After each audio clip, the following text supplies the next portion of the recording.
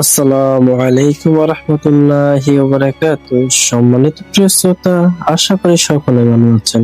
প্রিয় শ্রোতা, আজকে বিএসসি নিউজ আপনাদের সামনে এমন একটি ঘটনা তুলে ধরতেছে যেখানে একজন ওলি, একজন বুজুর্গ, আবার অপর দিকে একজন পিতা, যাই বলি না কেন, তিনি তার পুত্র সন্তানদেরকে উপদেশ দেওয়ার সময় তার একজন পুত্র সন্তান বলে উঠলো যে, হে আমার পিতা, আপনি আমাকে উপদেশ করে দিন, আগে আমাকে কিছু টাকা দিন, আমাকে কিছু স্বর্ণ মুদ্রা দিন, আমি ব্যবসা বাণিজ্য করব, আমি আপনার উপদেশ পরে শুনতে চাই।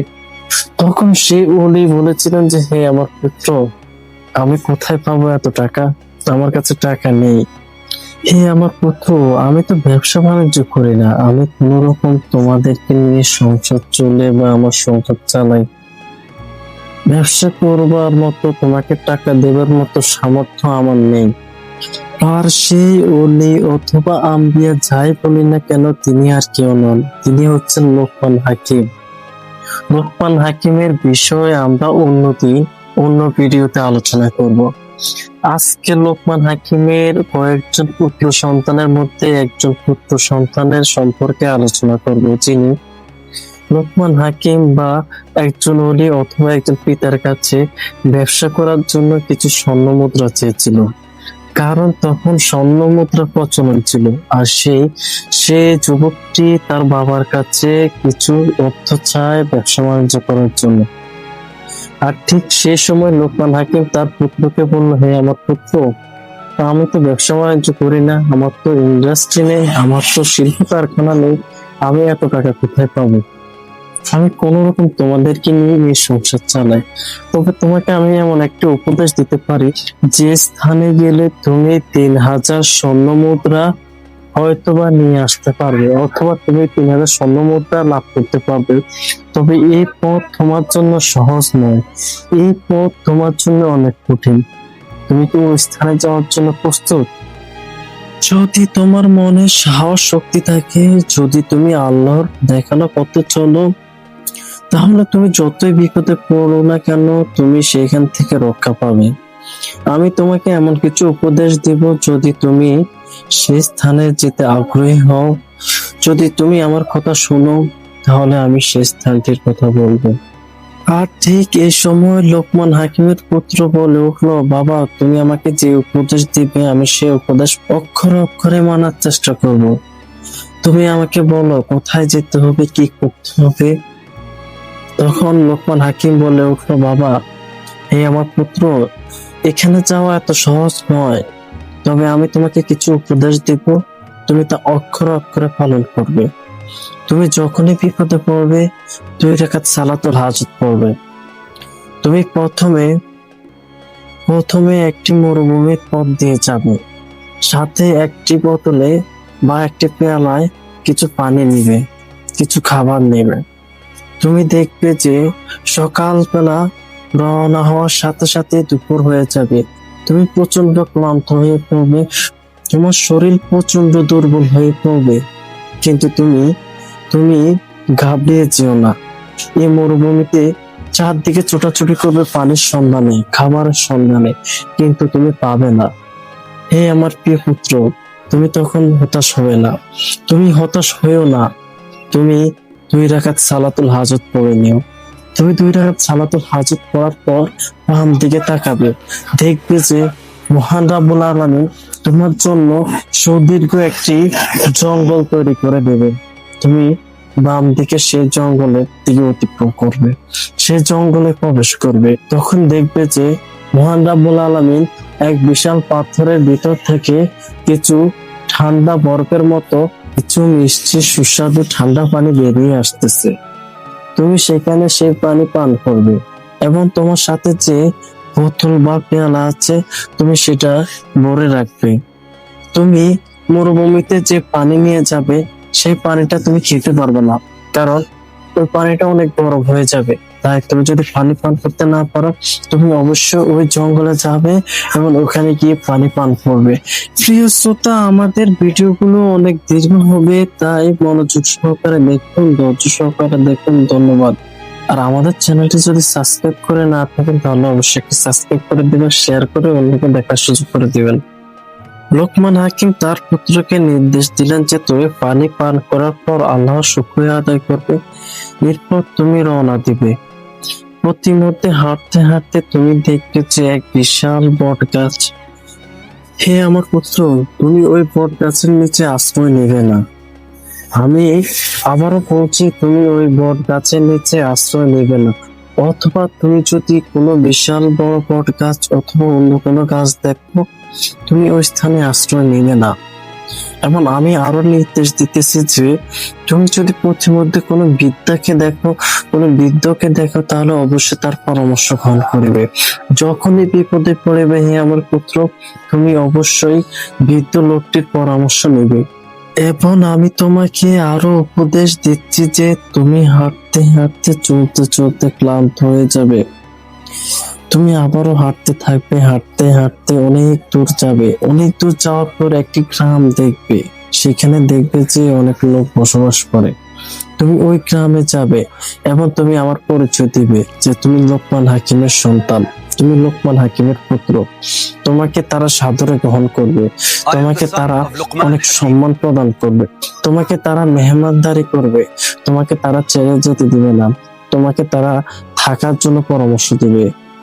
প্রয়োজনে তুমি ক্ষণিকের জন্য সেই স্থানে বা সেই গ্রামে আশ্রয় নেবে, কারণ ওই গ্রাম থেকে কিছুটা দূরে আমার বন্ধু বসবাস করে।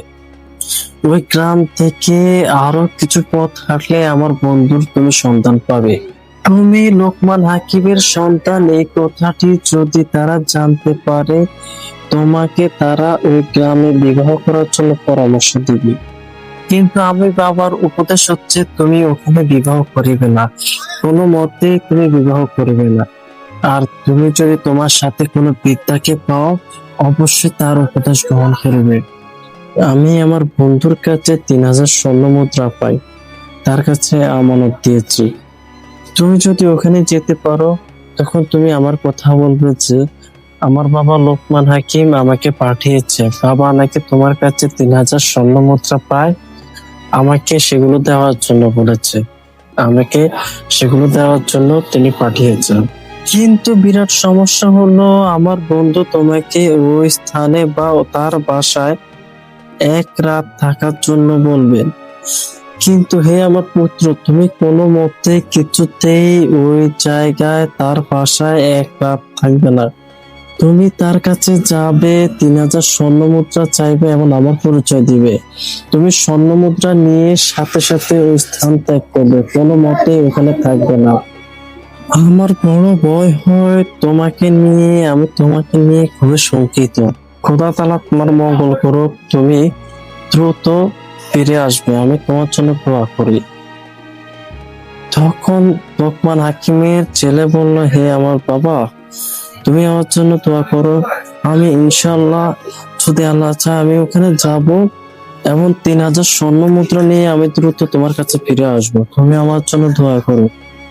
তখন লোকমান হাকিম বলল, ঠিক আছে আমার পুত্র, তুমি কাল সকাল ভোরে ভোরে রওনা দাও এবং আমি তোমার জন্য অপেক্ষার প্রহর করলাম, তুমি কোনো মতেই দেরি করবা না। আর এই কথাগুলো লোকমান হাকিম বলা শেষ করে তার ছেলেকে তার পুত্রকে জড়িয়ে ধরলেন এবং কাঁদলেন।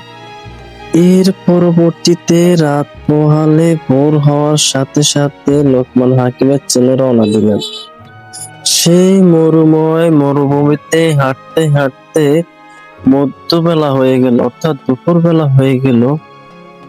লোকমান হাকিমের ছেলে তখন অত্যন্ত ক্লান্ত হয়ে পড়লেন। সে চারদিকে ছুটাছুটি করলো পানির জন্য, ঠান্ডা পানির জন্য, কিন্তু সে কোথাও পানি অথবা খাবার দেখলেন না। তার সাথে থাকা বোতলে যে পানিটি ছিল সেটি অত্যন্ত বরফ হয়ে গেল, তাই সে পানিটি সে পান করতে পারল না। যুবকটি 2 রাকাত সালাতুল হাজত পড়ে বাম দিকে তাকালেন এবং দেখলেন যে একটি বিশাল জঙ্গল। সে হাঁটতে হাঁটতে হাতের বাম পাশে সে জঙ্গলে প্রবেশ করলো। বাবার কথা মোতাবেক জঙ্গলে প্রবেশ করার পর দেখলেন যে এক বিশাল পাথরের গা বেয়ে ঝর্ণা ধারার মতো ঠান্ডা এবং খুবই সুস্বাদু পানি বেরিয়ে আসতেছে। লোকমান হাকিমের ছেলে এটি দেখে সেখানে গেলেন এবং সেই পানিগুলো পান করলেন এবং তার সাথে থাকা বোতলটিতে সে পানি নিয়ে রাখলেন, যাতে প্রতিমধ্যে সে ক্লান্ত হলেন পানি পান করতে পারেন। যুবকটি অতঃপর আবারও মরুভূমির মধ্য দিয়ে হাঁটতে লাগলেন, চলতে লাগলেন। এভাবে হাঁটতে হাঁটতে চলতে চলতে বিকাল হয়ে গেল। হঠাৎ যুবকটি দেখতে পেল এক বিশাল বট গাছ এবং সেখানে একজন বৃদ্ধ লোক বসেছিল। লোকমান হাকিমের ছেলেটি দেখতে পেলেন যে সে বৃদ্ধ লোকটি তাকে ডাকতেছে। অতঃপর সে যুবকটি ওই বট গাছের নিচে গেলেন এবং বৃদ্ধ লোকটির সাথে দেখা করলেন।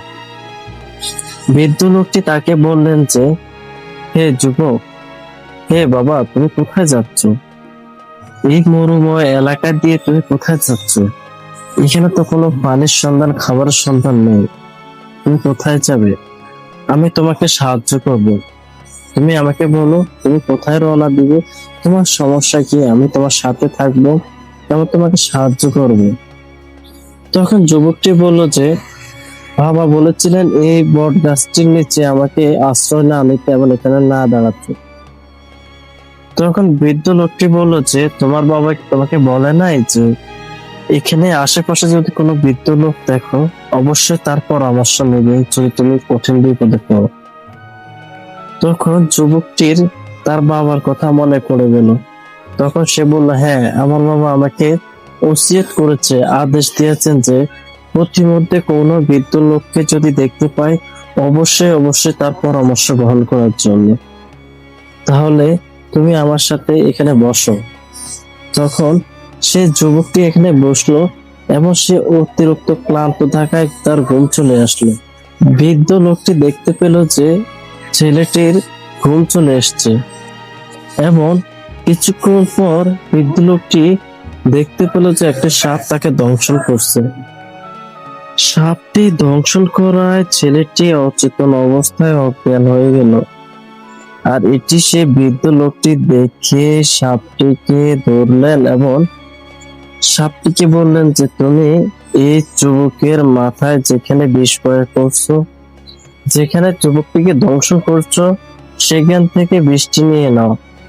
সাপটিকে ধরে বৃদ্ধ লোকটি যুবকটির মাথার কাছে রাখলো। অতঃপর সাপটি সেখান থেকে বিষগুলো টেনে বিষগুলো চুষে নিয়ে নিল। এর পরবর্তীতে বৃদ্ধ লোকটি সাপটিকে দ্বিখণ্ডিত করে ফেললেন। কিছুক্ষণ পর যুবকটির জ্ঞান ফিরে আসে। যুবকটি সে দ্বিখণ্ডিত সাপটি দেখে ভয়ে কেঁপে উঠলেন। তখন সে বৃদ্ধ লোকটি বললে, ভয়ের কোনো কারণ নেই, আমি আছি, আমি তোমাকে সাহায্য করব। এখন তোমার কোনো সমস্যা নেই, তোমার বিপদ এসেছিল, সাপটি তোমাকে দংশন করেছিল, তাই আমি সাপটিকে দ্বিখণ্ডিত করেছি। এখন আর তোমার কোনো সমস্যা নেই, চলো তোমার গন্তব্যে চলো। কিন্তু এটি বলার আগে অথবা যুবকটির জ্ঞান ফিরে আসার আগে বৃদ্ধ লোকটি সাপটিকে দ্বিখণ্ডিত করে মাথার অংশ যুবকটির যে ব্যাগ ছিল সাথে ওই ব্যাগটির ভিতর রেখে দেয়, কিন্তু বৃদ্ধ লোকটি যুবকটিকে তা বলে নাই। আর এর পরবর্তীতে যুবকটি এবং বৃদ্ধ লোকটি একসাথে হাঁটতে লাগলেন। এই মরুময় উত্তপ্ত মরুভূমির পথ দিয়ে হাঁটতে হাঁটতে চলতে চলতে ছোট্ট একটি গ্রাম দেখতে পেলেন। তারা দুজনেই সেই গ্রামে গেল এবং যুবকটি তার পরিচয় দিল তার বাবার কথা মোতাবেক এবং সে বলল যে সে লোকমান হাকিমের ছেলে। লোকমান হাকিম এমন একজন বান্দা ছিলেন যাকে আল্লাহ তাআলা সেই যুগে খুবই সম্মানিত করেছেন। সেই যুগের এমন কোনো মানুষ নাই যে তাকে পছন্দ করতেন না। নবী রাসূলগণের পরবর্তীতেই লোকমান হাকিমের মতো ওলি আম্বিয়াদের স্থান রয়েছেন এবং সেই যুগের শ্রেষ্ঠ জ্ঞানী ব্যক্তি ছিলেন তিনি। যুবকটি ওই চট্টগ্রামে যখন তার বাবার পরিচয় দিলেন তখন এলাকাবাসী খুব খুশি হয়ে গেলেন এবং তাকে সাদরে গ্রহণ করলেন এবং তারা পরামর্শ দিলেন যে আপনি আমাদের মেহমান, লোকমান হাকিমকে আমরা সবাই পছন্দ করি। তিনি যুগের শ্রেষ্ঠ জ্ঞানী ব্যক্তি। আমরা লোকমান হাকিমের মতো ওলি আম্বিয়ার সন্তানকে পেয়েছি, এতে আমরা নিজেদেরকে ধন্য মনে করি। আপনি আমাদের সাথে চলুন, আপনি আমাদের মেহমান, যে কয়দিন মন চায় থাকুন, তারপর আপনি আপনার গন্তব্যে পৌঁছাবেন। যুবকটি তার বাবার ওসিয়ত বা নির্দেশ অনুযায়ী সেখানে গেলেন এবং তাদের সাথে থাকলেন। যুবকটি যুগশ্রেষ্ঠ জ্ঞানী ব্যক্তি লোকমান হাকিমের পুত্র, এই কথাটি ওই গ্রামের সকল মানুষ জানাজানি হওয়ার পর প্রত্যেকটি মানুষ তাকে দেখতে আসেন। গ্রামের প্রতিটা মানুষ তাকে খুব সম্মানের সাথে গ্রহণ করলো এবং তাকে থাকার পরামর্শ দিলেন, এমনকি তাকে তার গন্তব্যে পৌঁছে দেওয়ার জন্য, তাকে সাহায্য করার জন্য প্রতিশ্রুতি দিলেন। যুবকটি এবং বৃদ্ধ লোকটি ওই গ্রামে আশ্রয় নেওয়ার পর পরের দিনে কিছু যুবক একটি মেয়েকে সাজিয়ে লোকমান হাকিমের পুত্রের সামনে নিয়ে আসলো এবং তাকে জিজ্ঞেস করলো, হে জনাব, আপনি লোকমান হাকিমের পুত্র, আপনি একজন সুযোগ্য সন্তান। আমরা চাই যে এই গ্রামের শ্রেষ্ঠ রূপসী, শ্রেষ্ঠ রমণীকে আপনার সাথে বিবাহ দেওয়ার জন্য।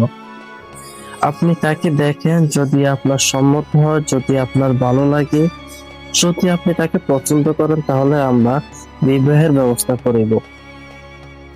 তখন যুবকটি ওই রূপসী রমণীকে দেখলেন এবং তার ভালো লেগে গেল। যুবকটি তাকে পছন্দ করলো, কিন্তু হঠাৎ করে যুবকটির তার বাবার কথা মনে পড়ল। যুবকটির বাবা লোকমান হাকিম তাকে ওসিয়ত করে বললেন যে, হে আমার পুত্র, তুমি ওই গ্রামে যাবে, ওই গ্রামে থাকবে এবং তাদের সাহায্য চাইবে, কিন্তু তুমি বেশিক্ষণ বা বেশি দিন ওই জায়গায় থাকবে না। যদি তোমাকে কোনো রূপসী রমণী নারীকে বিবাহ করার জন্য বলে, তুমি কোনো মতে সম্মত হবে না, তুমি কিছুতেই রাজি হবে না, তুমি বিবাহ করিবে না। এটা আমার বাবা হিসেবে তোমার কাছে ওসিয়ত। আর এই কথাটি যখন লোকমান হাকিমের পুত্রের মনে পড়ে গেল, তখন যুবকটি বৃদ্ধার সাথে পরামর্শ নিলেন এবং বলতে লাগলেন, হে আঙ্কেল, আমার বাবা আমাকে ওসিয়ত করেছিলেন যে এখানে আমি কোনো মতে বিবাহ যেন না করি, কিন্তু এই রূপসী রমণী মেয়েটিকে আমার মনে ধরেছে, আমি তাকে পছন্দ করেছি, আমার পছন্দ হয়েছে। এখন আমি কি করিব? বাবা তো আমাকে এও বলেছিলেন যে প্রতিমধ্যে কোনো বিপদ পড়লে, কোনো বৃদ্ধাকে দেখলে অবশ্যই অবশ্যই তার পরামর্শ গ্রহণ করিবে। আর এই কথাটি বলার পর বৃদ্ধ লোকটি বলে উঠল, আচ্ছা বাবা, এই মেয়েটিকে তুমি কি বিবাহ করতে চাও? তোমার কি মনে ধরেছে? তোমার পছন্দ হয়েছে? তখন যুবকটি বলল, হ্যাঁ আঙ্কেল, এই মেয়েটিকে আমার মনে ধরেছে, আমার পছন্দ হয়েছে। তখন বৃদ্ধ লোকটি বলল, যদি তোমার মনে ধরে, যদি তোমার পছন্দ হয়, তাহলে 2 রাকাত সালাতুল হাজত পড়ে বিবাহ কাজ সম্পন্ন করো। আর এই কথাটি শোনার পর যুবকটি বৃদ্ধ লোকটিকে বললেন যে, আঙ্কেল, বাবা যে বললে বিবাহ করলে সমস্যা হবে, এখন কি করা যায়? আপনি বলতেছেন আমাকে বিবাহ করার জন্য, তাহলে কি আমি বিবাহ করিব? তখন বৃদ্ধ লোকটি বলল যে, হে বাবা, বিপদ আসবে জানি, কিন্তু আল্লাহ তোমার প্রতি সহায়ক হবে, আল্লাহর সাহায্য আসবে, আল্লাহ সাহায্য করবেন। তুমি 2 রাকাত সালাতুল হাজত পড়ো, দেখবে আল্লাহ তোমাকে রক্ষা করিবে। তখন যুবকটি 2 রাকাত সালাতুল হাজত পড়ে বিবাহের কাজ সম্পন্ন করিলেন। পরবর্তীতে যুবকটি আরো ভয় পেয়ে যায়, কারণ যুবকটি যখন ওই এলাকার ভিতরে প্রবেশ করে, তখন কিছু লোক যুবকটিকে বলল, আপনি কি করেছেন? আপনি এই ভুল কেন করতে গেলেন? এই রূপসী, এই রমণী মেয়েকে ইতিপূর্বে প্রায় 10 জন যুবক বিবাহ করেছিল, কিন্তু কেউই বেঁচে ফিরেনি, কেউ আজ প্রাণে বাঁচতে পারে নাই। এই সকল কথা শুনে যুবকটি অনেক ভয় পেয়ে যায়, তার মনে আতঙ্ক সৃষ্টি হয় এবং সে বৃদ্ধকে বলল, হে আঙ্কেল, এখন আমি কি করব? তখন বৃদ্ধ লোকটি বলল, বাবা, তুমি চিন্তা করো না, তুমি তোমার স্ত্রীর ঘর 2 রাকাত সালাতুল হাজত পড়ে প্রবেশ করবে অবশ্যই। এর পরবর্তীতে তুমি তোমার স্ত্রীর সাথে কুশল বিনিময় করবে, কথাবার্তা বলবে, আবার সময় পার করবে। এক পর্যায়ে তোমার স্ত্রী অনেক কামনা বাসনা নিয়ে তোমার কাছে যাওয়ার চেষ্টা করবে। সে বাসর রাত্রে সফল করার জন্য তোমার কাছে যাওয়ার চেষ্টা করবে, কিন্তু তুমি তখন কিছুতেই তাকে সায় দেবে না। এবং তুমি আমার এই উপদেশটি অবশ্যই মানবে। তুমি তখন তোমার জরুরতের কথা বলে, তোমার ইমার্জেন্সি প্রস্রাব অথবা টয়লেটের কথা বলে অবশ্যই তুমি বের হয়ে আসবে, এবং আমি তোমার অপেক্ষায় থাকবো। তুমি আমাকে এখানে পাবে। পরবর্তীতে কি করতে হবে আমি তোমাকে বলে দিব। আর এই কথাটি শুনে যুবক ঠিক 2 রাকাত সালাতুল হাজত পড়লো, তার স্ত্রীর রুমে গেল বা স্ত্রীর বাসায় প্রবেশ করল। এর পরবর্তীতে তারা কুশল বিনিময় করে কথাবার্তা বলল। এক পর্যায়ে তার স্ত্রী তার কামনা বাসনা জাগে, কারণ তার স্ত্রী জানে যে তার হাজবেন্ড বা তার স্বামী আজ রাতের পর বেঁচে থাকবে না, কালকে তার স্বামী মারা যাবে, কালকে তাকে মৃত্যু হিসাবে ঘোষণা করা হবে। স্ত্রী জানতো বলে আজকে তাকে প্রচন্ড চাপাচাপি বা প্রচন্ড চেষ্টা করতে লাগলো তার কামনা বাসনা পূরণ করার জন্য। কিন্তু যুবকটি কোনো মতে রাজি হচ্ছিল না, যুবকটি কোনো মতে সম্মত হয়নি। যুবকটি বলল, হ্যাঁ আমি আসবো, কিন্তু আমার একটি শর্ত আছে। তুমি আমাকে একটি পাত্র দাও, আমার জরুরত বা ইমার্জেন্সি বাথরুমে ধরেছে, আমি টয়লেট সেরেই আবার আসতেছি, তুমি আমাকে একটি পাত্র দাও। বৃদ্ধ লোকটির কথা মতো যুবকটি একটি পাত্র নিলেন এবং বৃদ্ধ লোকটির কাছে গেলেন। এখন যুবকটি বলল যে